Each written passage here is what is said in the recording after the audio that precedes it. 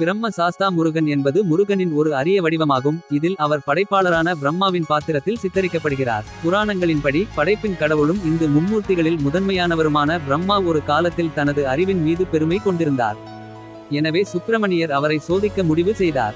பிரணவ மந்திரத்தின் அர்த்தத்தை விளக்குமாறு பிரம்மாவிடம் கேட்டார். ஆனால் பிரம்மாவால் முருகனுக்கு சரியான பதிலை கொடுக்க முடியவில்லை. பிரணவ மந்திரத்தின் அர்த்தத்தை அறியாததற்காக முருகப் பெருமான் பிரம்மாவை தண்டித்து அவரது சுழலில் தனது முஷ்டியால் பலமாக தட்டி பின்னர் அவரை சிறையில் அடைத்தார். இதன் பிறகு பிரம்மா சிறையில் அடைக்கப்பட்டதால் படைப்பு நின்றுவிட்டது. எனவே முருகப் பெருமான் பிரம்மாவின் படைப்பு கடமைகளை ஏற்றுக்கொண்டார்.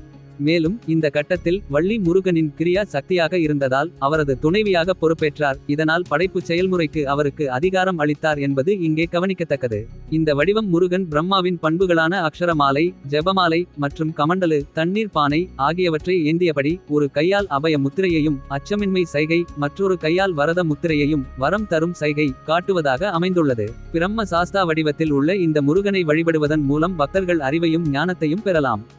குமாரகோட்டம், சிறுவாபுரி, போரூர், கழுகுமலை வெட்டுவான் கோவில், செய்யூர், ஞானமலை போன்ற கோவில்களில் முருகப்பெருமான் பிரம்மா சாஸ்தா வடிவில் சன்னதியில் நிறுவப்பட்டுள்ளார்.